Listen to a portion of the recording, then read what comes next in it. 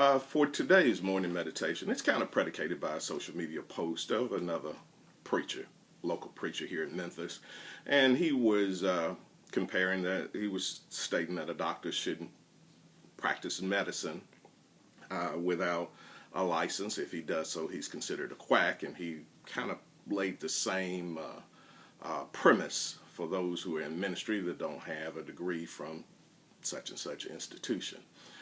Now, the Bible does say, study to show thyself approved, a workman that needeth be ashamed, rightly dividing the word of truth.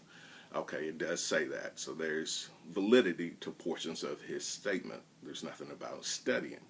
But this particular meditation is about elitism in the black community and elitism in the church. Now, answering, actually, I like using scriptures as, the basis for some of my premises. Okay, I went to St. Luke, verse 49. St. Luke 9, verse 49.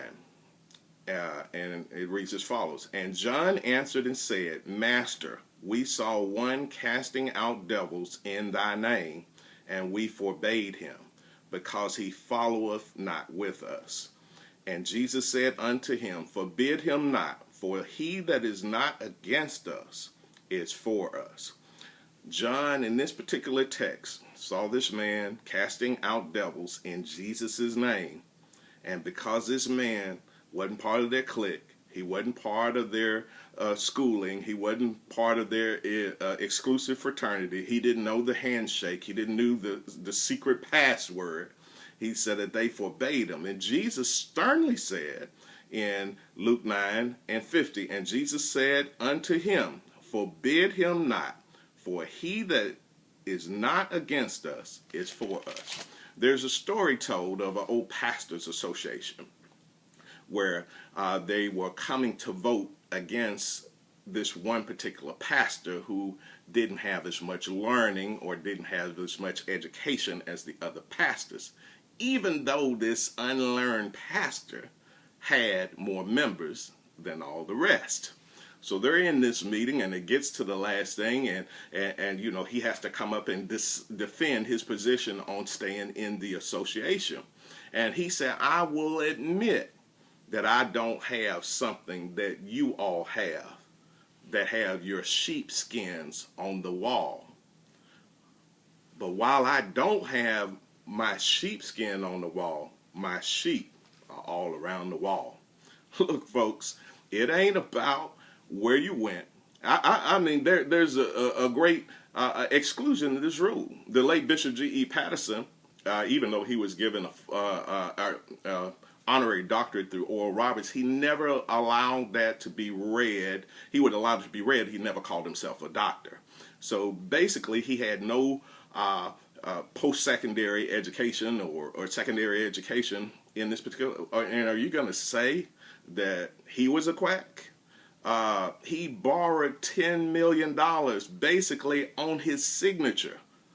Temple Deliverance, the building that they're in now, that's lien free incidentally, was borrowed basically on his signature. They never put a mortgage on that particular location.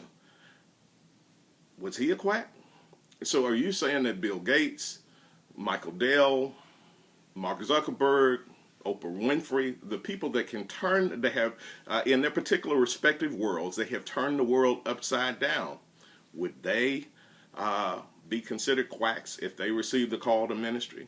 Look, folks, we got to be wiser than this. I mean, we got to watch some of our premises. Acts chapter 4. In Acts 4 and 13, the following is penned. Now when they saw the boldness of Peter and John, and perceived that they were unlearned and ignorant men, they marveled, and they took knowledge of them that they had been with Jesus. Verse 14, and beholding the man which was healed, standing with them, they could say nothing against it. But when they had commanded them to go aside out of the council, they conferred among themselves, saying, What shall we do to these men? For that indeed a notable miracle hath been done by them is manifest to all them that dwell in Jerusalem, and we cannot deny it. There are some that have the undeniable call and touch of God. God's favor has been upon your life, despite you're not matriculating from one of the exclusive religious cemeteries. Seminaries around the country. I'm sorry. I apologize. That was a slip of tongue. But they saw when they saw the miraculous, people saw the man that had been healed with Peter and John. They saw the boldness that they had, and then they perceived that they were ignorant and unlearned men, but they acknowledged that they had been with Jesus. Folks, let's make sure that we've been with Jesus.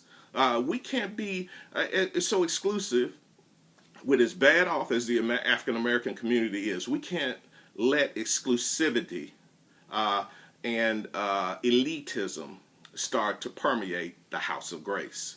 I wrote this, and this is talking about, because I feel like the greatest problem in the African American community is not racism, it's not white supremacy. I feel like the greatest problem in our community is a lack of a sense of community. There's no kinship one to the other. We're separated by every possible line of demarcation. Some are light skinned. Some, they look down on folk that's not light skinned. Some are dark. They don't like the light skin. We have the good hair and bad hair thing. We have the smart and we have the unlearned. We got the white collar worker, the blue collar worker. We got the brother standing on the street without a shirt. We have too much elitism to be as bad off as we are at this particular time. In the African American community, how can some of us be so elitist, I wrote, when our people as a whole are in such a horrible predicament? Being bougie in the midst of such devastation is quite an anomaly. No matter what your supposed standing in the world is, if you go put on a skull cap, you'll look just like the last guy or the last girl on breaking news. Get your nose out of the air and go help pull your people up. We are better together. The late Marcus Garvey would said, "Up, you mighty people, you can do as you will." We can do that, but we are better together.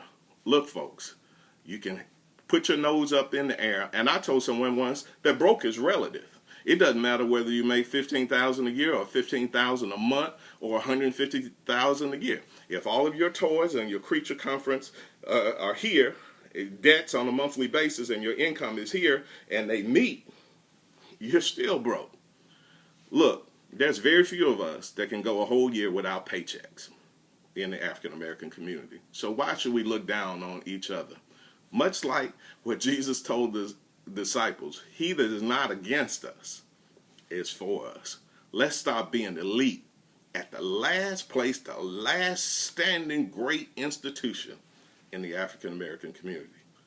The last place where we should ever be elite and have people that suffer from elitism is the black church. My morning meditation. Yeah, I stepped on some toes. But have a blessed day.